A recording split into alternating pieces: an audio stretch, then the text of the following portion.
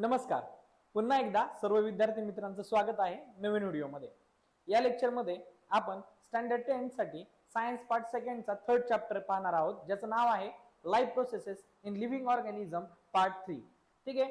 तर या चॅप्टरमध्ये आपण मेनली दोन गोष्टी पाहणार आहोत. एक म्हणजे असेक्शुअल रिप्रोडक्शन आणि दुसरा म्हणजे सेक्शुअल रिप्रोडक्शन. ठीक आहे. तर हे लेक्चर पाहण्याच्या आधी जर तुम्ही सेकंड चॅप्टर पाहिलेला नसेल तर कृपया आधी तो चॅप्टर तुम्ही व्यवस्थित पहा. ती पूर्ण 6 व्हिडिओची एक सिरीज बनवलेली आहे, ती तुम्ही पहा आणि नंतरच या चॅप्टरकडे या. ठीक आहे. तर जास्त वेळ न घेता आपण या चॅप्टरला सुरुवात करूयात. या चॅप्टरमध्ये महत्त्वाचे 2 पॉईंट पाहणार आहोत आपण. एक असेक्शुअल रिप्रोडक्शन आणि दुसरा सेक्शुअल रिप्रोडक्शन. ठीक आहे. म्हणजे पूर्ण जो हा चॅप्टर आहे हा सेक्शुअल रिप्रोडक्शन आणि असेक्शुअल रिप्रोडक्शनच्याच इर्द गिर्द फिरणार आहे. ठीक आहे. तर या चॅप्टरचं आपण थोडस बेसिक गोष्टी पाहण्याचा प्रयत्न करू. जसं की आपल्या सजीवांच्या, आता लाईफ प्रोसेस म्हणजे काय आहे की जीवन प्रक्रिया. लाईफ प्रोसेस म्हणजे काय? जीवन प्रक्रिया, सजीवांमधील जीवन प्रक्रिया. आता आपण सेकंड चॅप्टर जो पाहिला त्यामध्ये सुद्धा जीवन प्रक्रिया हा भाग होता, परंतु तो भाग 1 होता. ठीक आहे. म्हणजे आपल्यामध्ये ज्या प्रकारे एनर्जीचं प्रोडक्शन होतं, म्हणजे ज्याला आपण रेस्पिरेशन म्हणतो, ते आपण त्या चॅप्टरमध्ये पाहिलं. त्याचबरोबर त्या चॅप्टरमध्ये आपण आपल्या शरीरामध्ये होणारी जी सेल डिव्हिजन आहे ती पाहिली. सेल डिव्हिजनचे 2 टाईप पाहिले, एक मायटोसिस पाहिला, मिओसिस पाहिला. या चॅप्टरमध्ये सुद्धा आपण आपल्यामध्ये होणाऱ्या ज्या जीवन प्रक्रिया आहेत, म्हणजे आपल्या जीवनामध्ये ज्या ज्या प्रक्रिया होत असतात तोच भाग पाहणार आहोत. आणि या चॅप्टरमध्ये मेनली आपण एकच गोष्ट पाहणार आहोत, ती म्हणजे रिप्रोडक्शन. तर रिप्रोडक्शन काय आहे? तर रिप्रोडक्शन काय आहे की आपण आपल्यासारख्या जीवाला जन्म देतो. आपल्या साध्या भाषेमध्ये जर आपण सांगितलं तर रिप्रोडक्शन म्हणजे काय की आपण आपल्यासारख्या जीवाला जन्म देणं म्हणजे काय? रिप्रोडक्शन. म्हणजेच मराठीमध्ये याला प्रजनन असं म्हणत असतो. बरोबर आहे. कुत्र्याचं पिल्लू त्याच्या पिल्लांना कुत्र्याचं पिल्लू म्हणजे कुत्रा हा त्याच्या पिल्लांना जन्म देतो, म्हणजे तो रिप्रोड्यूस करतो, म्हणजे स्वतःसारखा जीव तयार करतो. मांजर मांजरीच्या पिल्लांना जन्म देते, म्हणजे ती तिच्यासारख्या जीवांना जन्म देत असते. माणूस असेल, माणूस सुद्धा त्याच्यासारख्या दिसणाऱ्या, त्याच्यासारख्या कॅरेक्टर असणाऱ्या जीवांना जन्म देत असतो. म्हणजेच आपण याला काय म्हणतो? रिप्रोडक्शन. यालाच काय म्हणतो? प्रजनन. प्रजनन का गरजेचं आहे? कारण प्रत्येक लिव्हिंग थिंग्सची जी लाईफ आहे ती एक विशिष्ट आहे. उदाहरणार्थ माणूस साधारण वयाच्या 70-80 वर्षापर्यंत जगतो. त्यानंतर त्याची डेथ झाल्यानंतर या पृथ्वी तलावरचा त्याचा जो अंश आहे तो पूर्णपणे संपून जातो. हा, तसं पाहायला गेलं तर आपण असं म्हणू शकत नाही की पूर्णपणे संपतो, परंतु तो जीवन जगत असताना त्याच्या मनामध्ये ही गोष्ट असते की मी गेल्यानंतर माझा कोणीतरी अंश किंवा माझ्यासारखा कॅरेक्टर असणारा कोणीतरी या पृथ्वी तलावर जीवन जगत राहावा. म्हणून माणूस किंवा माणूसच सोडा की इतरही लिव्हिंग ऑर्गॅनिझम स्वतःसारख्या जीवांना जन्म देत चालतात आणि ही साखळी कायम कायम चालू राहते. यालाच आपण म्हणतो रिप्रोडक्शन. रिप्रोडक्शन म्हणजे प्रजनन. तर पाहू रिप्रोडक्शन बद्दल काय सांगितलेले आपल्याला पुस्तकामध्ये. तर सगळ्यात पहिल्यांदा रिप्रोडक्शन म्हणजे काय की process of formation of new organism. म्हणजे अशी प्रक्रिया की जी नवीन ऑर्गॅनिझमला काय करते? जन्म देते किंवा फॉर्मेशन तयार करते. By an organism of a same species. म्हणजे त्याच स्पेसिसच्या नवीन जीवाला जन्म देणे म्हणजेच काय? रिप्रोडक्शन होय. आता रिप्रोडक्शनचे मेनली 2 टाईप आहेत. एक आहे असेक्शुअल रिप्रोडक्शन आणि दुसरा आहे सेक्शुअल रिप्रोडक्शन. आता असेक्शुअल रिप्रोडक्शन आणि सेक्शुअल रिप्रोडक्शन मध्ये महत्वाचा मोठा फरक मी तुम्हाला सांगतो. दोघांमध्ये असणारा सगळ्यात मोठा फरक हा की असेक्शुअल रिप्रोडक्शन जे आहे ना ते युनिपॅरेंटल आहे. युनिपॅरेंटल म्हणजे काय? युनिपॅरेंटल म्हणजे काय की एकच सजीवापासून दुसऱ्या सजीवाची निर्मिती होते. म्हणजे इथं आई आणि वडिलांची आवश्यकता नसते, म्हणजे मेल आणि फिमेल ची आवश्यकता नसते. येतं लक्षात? या ठिकाणी एकाच जीवापासून दुसऱ्या जीवाची निर्मिती होते. जसं सेक्शुअल रिप्रोडक्शन मध्ये आई आणि वडील हे दोघं सुद्धा आवश्यक असतात. म्हणजे आई पाहिजे आणि वडील पण पाहिजे, म्हणजे या ठिकाणी मेल आणि फिमेल हे दोघं सुद्धा इन्व्हॉल्व्ह होतात. याला म्हणायचं हे असतं सेक्शुअल रिप्रोडक्शन. आणि असेक्शुअल रिप्रोडक्शन म्हणजे काय? हे युनिपॅरेंटल आहे. याच्यामध्ये आणि आई आणि वडिलांची आवश्यकता नसते. यामध्ये एकच जीव दुसऱ्या नवीन जीवाला काय करतो? जन्म देतो. ठीक आहे. तर हे जे असेक्शुअल रिप्रोडक्शन आहे हे युनिसेल्युलर मध्ये पण होतं. युनिसेल्युलर म्हणजे एक पेशी सजीव. आणि हेच असेक्शुअल रिप्रोडक्शन मल्टीसेल्युलर मध्ये सुद्धा होतं. येते लक्षात? मात्र सेक्शुअल रिप्रोडक्शन हे फक्त मल्टीसेल्युलर मध्ये आपल्याला पाहायला मिळतं. आता युनिसेल्युलर काय, मल्टीसेल्युलर काय, हे एकदम बेसिक गोष्टी आहेत, त्याच्यामध्ये जास्त वेळ नाही घालवणार मी. ठीक आहे. तर असेक्शुअल रिप्रोडक्शन बद्दल काय सांगितलंय की process of formation of new organism by an organism of a same species without involvement of gametes.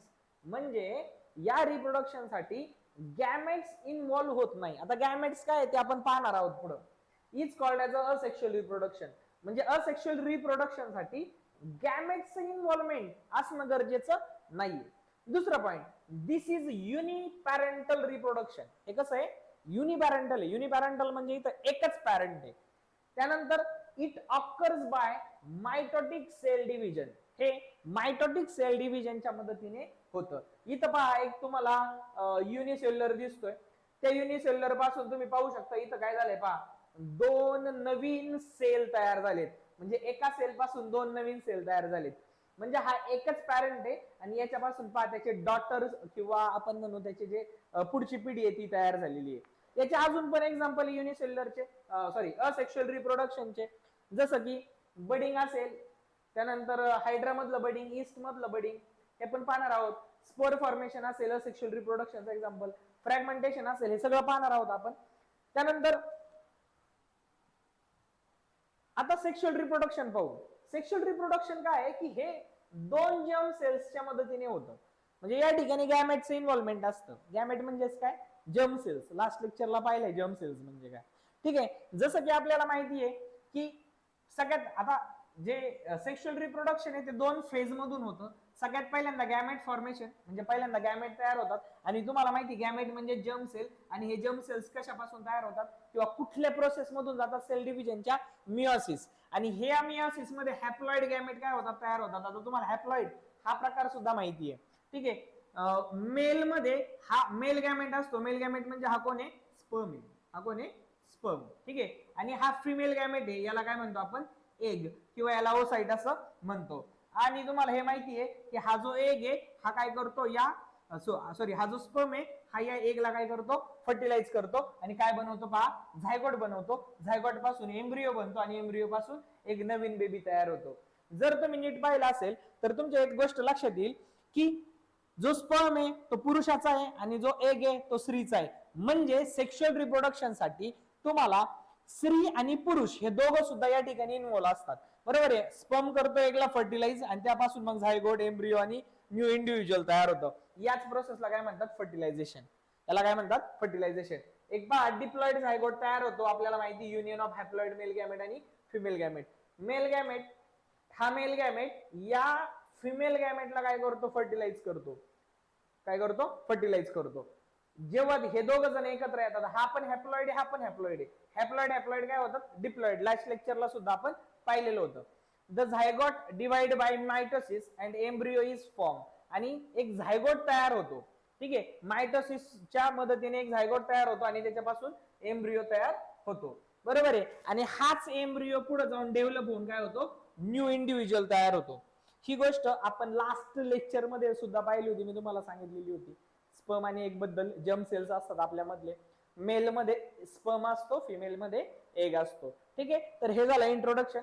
याच्यामध्ये असेक्शुअल रिप्रोडक्शन ते पाहिलं काय, याला युनिपॅरेंटल रिप्रोडक्शन पण म्हणतात आणि याला बायपॅरेंटल रिप्रोडक्शन सुद्धा म्हणतात. ठीक आहे, इथं जर तुम्ही पाहिलं तर खाली नोट दिली की असेक्शुअल रिप्रोडक्शन म्हणजे फ्रॉम वन पॅरेंट आणि सेक्शुअल रिप्रोडक्शन म्हणजे फ्रॉम टू पॅरेंट्स. हे खूप महत्वाचं आहे, येते लक्षात. चला आता आपण नेक्स्ट पॉइंट कडे जाऊयात. यामध्ये ह्या नेक्स्ट पॉइंट मध्ये तुम्ही पाहू शकता की आपल्याला एक चार्ट दिलेला आहे, ज्यामध्ये सांगितलं की रिप्रोडक्शनचे महत्वाचे दोन प्रकार पडतात किंवा रिप्रोडक्शन हे दोन यांच्यामध्ये होतं. एक तुम्हाला माहिती आहे, एक युनिसेल्युलर, एक युनिसेल्युलर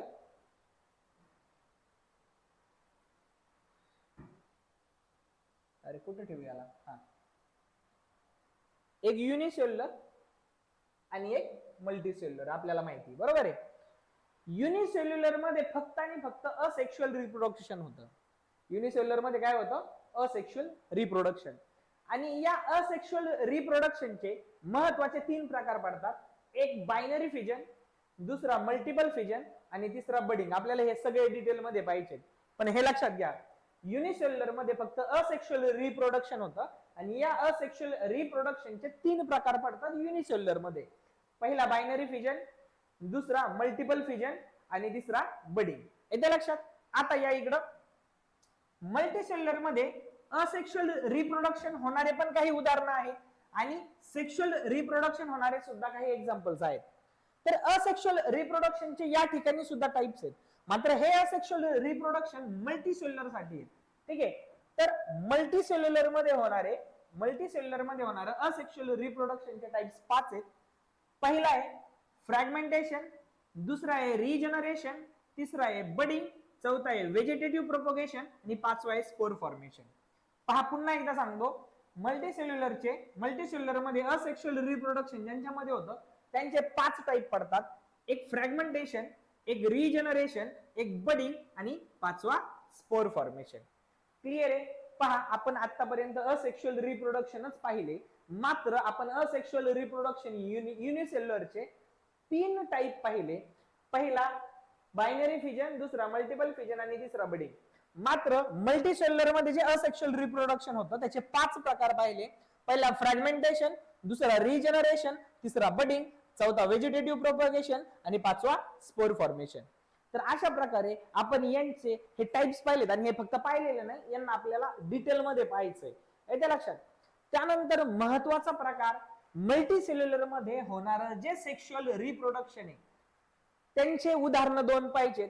एक आपल्याला तुम्हाला माहिती की सेक्शुअल रिप्रोडक्शन हे 2 याच्यामध्ये होतं, गॅमेट फॉर्मेशन आणि काय फर्टिलायझेशन. पाहिले आपण आधी गॅमेट फॉर्म होतात, पुरुषांमध्ये स्पर्म तयार होतो, स्त्रीमध्ये एग तयार होतो आणि हे नंतर पुढे जाऊन काय होतात फर्टिलाइज होतात आणि त्याच्यामध्ये फर्टिलायझेशन होतं. मग तिथून पुढे झायगोट बनतो, झायगोट पासून पुढे जाऊन तुम्हाला माहिती एम्ब्रियो बनतो आणि एम्ब्रियो पासून न्यू बेबी जन्माला येतो. हे आपण डिटेल मध्ये सुद्धा पाहणार आहोत पुढे जाऊन. तर सेक्शुअल रिप्रोडक्शन मध्ये हे याच्यामध्ये महत्वाचे आपण 2 एक्झाम्पल पाहणार आहोत. एक प्लांट मध्ये होणारं सेक्शुअल रिप्रोडक्शन आणि दुसरं ह्युमन बिईंग मध्ये होणारं सेक्शुअल रिप्रोडक्शन.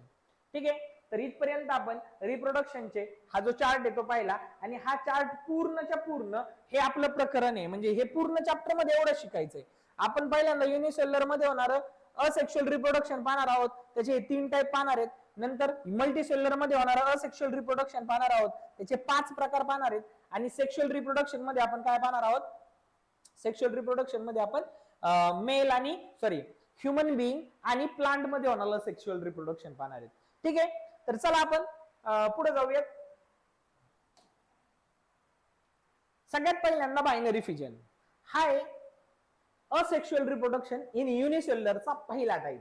आत्ताच पाहिलं असेक्शुअल रिप्रोडक्शन युनिसेल्युलरचा पहिला टाइप काय बायनरी फिजन. ठीक आहे, चला बायनरी फिजन, नंतर मल्टिपल फिजन आणि नंतर बडिंग.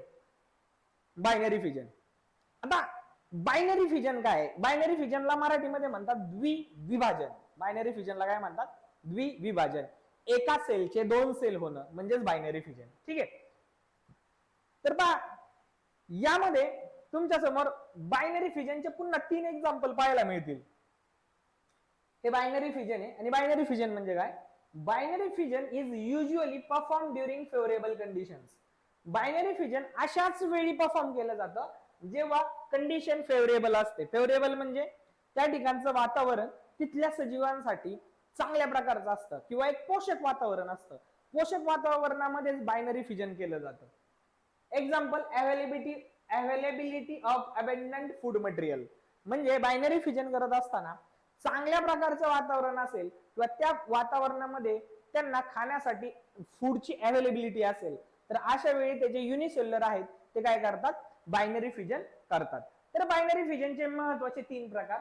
पहिला सिंपल बायनरी फिजन, दुसरा ट्रान्सव्हर्स बायनरी फिजन, तिसरा लॉन्जिट्युडिनल बायनरी फिजन. पहा पुन्हा एकदा सांगतो, पहिला सिंपल बायनरी फिजन, दुसरा ट्रान्सव्हर्स बायनरी फिजन आणि तिसरा लॉन्जिट्युडिनल बायनरी फिजन. हे काय अवघड नाहीये, यामध्ये फक्त काय आहे की एकाचे 2 होताना कसे होणार. आता सिंपल बायनरी फिजन मध्ये काय असतं, हा उदाहरणार्थ हा पहा, हा अमिबा आहे, हा कोण आहे अमिबा आहे, तो अमिबा आहे.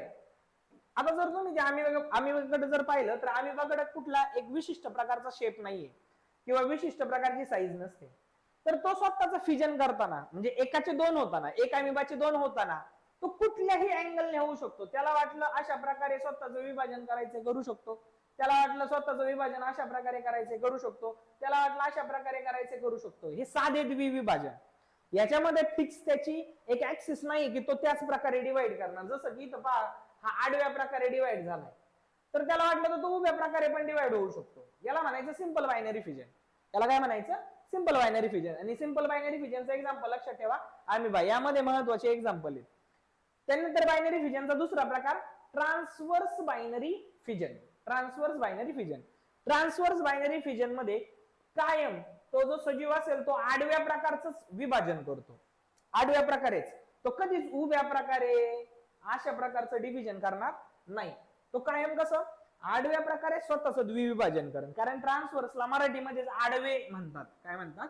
आडवे. ट्रान्सवर्स म्हणजे आडवे. आणि बायनरी फिजन म्हणजे काय? द्विविभाजन. तुम्ही पाहू शकता याने कशा प्रकारे स्वतःला आडव्या याच्यामध्ये डिवाइड करून घेतलंय. आणि हे जे एक्झाम्पल हे काय? पॅरामोसियम आहे. सिंपल बायनरी फिजनचं एक्झाम्पल काय आहे? अमिबा. काय आहे? अमिबा. ट्रान्सवर्स बायनरी फिजनचं एक्झाम्पल काय आहे? पॅरामोसियम. येते लक्षात. आणि लॉन्जिट्युडनल बायनरी फिजन, जसं ट्रान्सवर्स बायनरी फिजन म्हणजे आडवे, तसं लॉन्जिट्युडनलचा अर्थ होतो उभे. उभे द्विविभाजन. आणि याचं एक्झाम्पल आहे युग्लिना. याचं एक्झाम्पल काय आहे?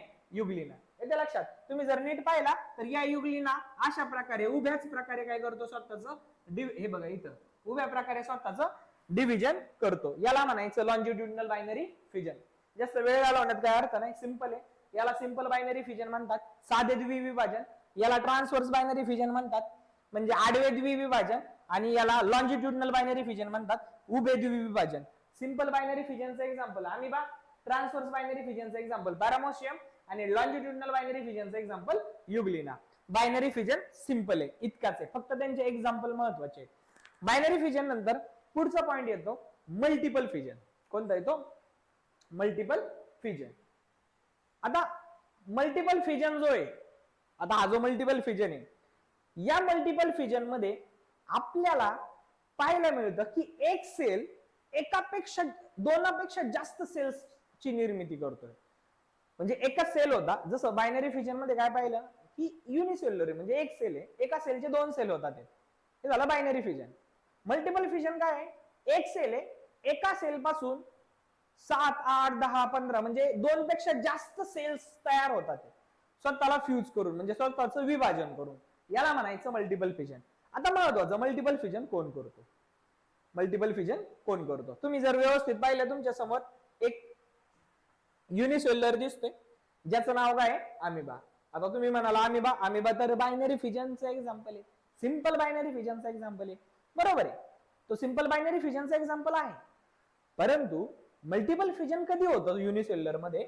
जेव्हा यांना फूडची अवेलेबिलिटी नसते, म्हणजे यांना खायला प्यायला, थोडक्यात आपल्या भाषेत यांना खायला प्यायला मिळत नाही, किंवा त्या ज्या ठिकाणी ते असतात त्या ठिकाणची कंडिशन ऍडव्हर्स झालेली असते. ऍडव्हर्स म्हणजे त्यांच्यासाठी धोकादायक झालेली असते. तुम्ही पाहिलं बायनरी फिजन कधी करतात unicellular? Binary fission favourable condition मध्ये करतात, म्हणजे त्यांच्यासाठी वातावरण पोषक असतं अशा वेळी करतात. मात्र मल्टिपल फिजन कधी होतं? जेव्हा आता तुम्ही पाहू शकता हा युनिसेल्युलर म्हणजे नो फूड, त्याला फूडची अवेलेबिलिटी नाहीये, कंडिशन कशी तिथली आजूबाजूची ऍडव्हर्स आहे, त्याच्यासाठी ती कंडिशन वाईट आहे. मग अशा वेळी आम्ही काय करतो? Multiple fission. आम्ही काय करतो? Multiple fission. कधी करतो? Wien ever there is a lakh of food or adverse condition. त्याच्यासाठी त्या ठिकाणी खाण्यापिण्याचे वांदे असतील किंवा आजूबाजूचं वातावरण त्याच्यासाठी धोकादायक असेल, तर अशा वेळी आम्ही काय करतो? मल्टिपल फिजन करतो. ठीक आहे. मग तो मल्टिपल फिजन कसा करतो? तर पहा, आम्ही काय करतो? सगळ्यात पहिल्यांदा स्वतःचे जे सुडोपोडिया आहे त्यांचं रिट्रॅक्शन सुरू करतो. रिट्रॅक्शन म्हणजे काय? की त्याचे जे सुडोपोडिया असतात, सुडोपोडिया म्हणजे पहा हे वाले सुडोपोडिया म्हणजे त्याचे थोडक्यात पाय, म्हणजे ज्याने तो स्वतःची हालचाल करतो ना त्याला सुडोपोडिया म्हणतात. जसे आपल्याला हालचालीसाठी पाय असतात, तसे त्याच्याकडे हालचाल करण्यासाठी काय असतं?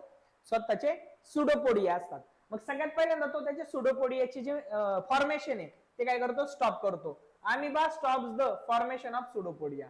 अमिबा त्याचे सुडोपोडियाचं फॉर्मेशन थांबवतो. का थांबवतो?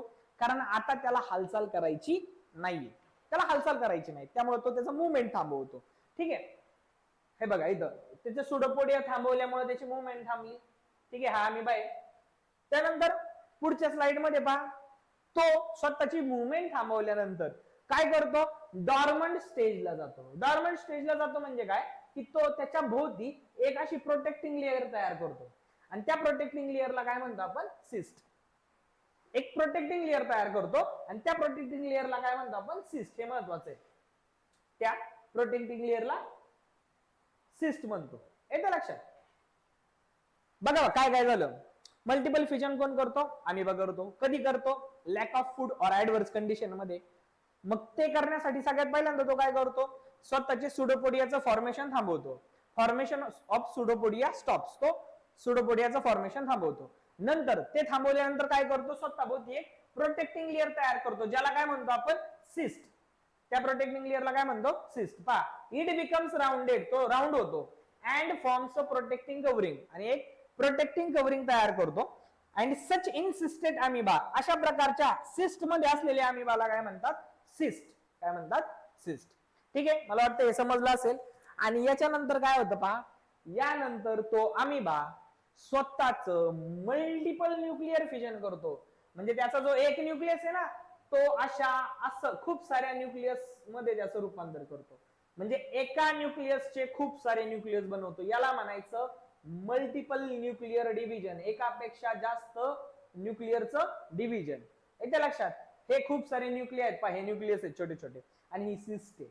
ठीक आहे, म्हणजे स्वतःचं सिस्ट तयार केलं आणि आतमध्ये एक जो न्यूक्लियस आहे ना, त्या एका न्यूक्लियस पासून ब्रेक करून खूप सारे छोटे छोटे छोटे छोटे न्यूक्लियस तयार करतो. Many nuclei are formed by repeated nuclear division. खूप सारे न्यूक्लियस तो तयार करतो रिपीटेड डिव्हिजनने, रिपीटेड न्यूक्लिअर डिव्हिजनने. And it is followed by cytoplasmic division. आणि ज्या प्रकारे तो न्यूक्लिअरचं डिव्हिजन करतो, त्या प्रकारे ते त्यांच्या भोवतीचं जे सायटोप्लाझम आहे तो पण काय करतो? तयार करतो. त्याच्या भोवतीचं सायटोप्लाझम ते सुद्धा तयार करतो. येते लक्षात. तर अशा प्रकारे तो स्वतःचं डिव्हिजन, न्यूक्लिअर पण डिव्हिजन करतो, सायटोप्लाझमिक पण डिव्हिजन करतो.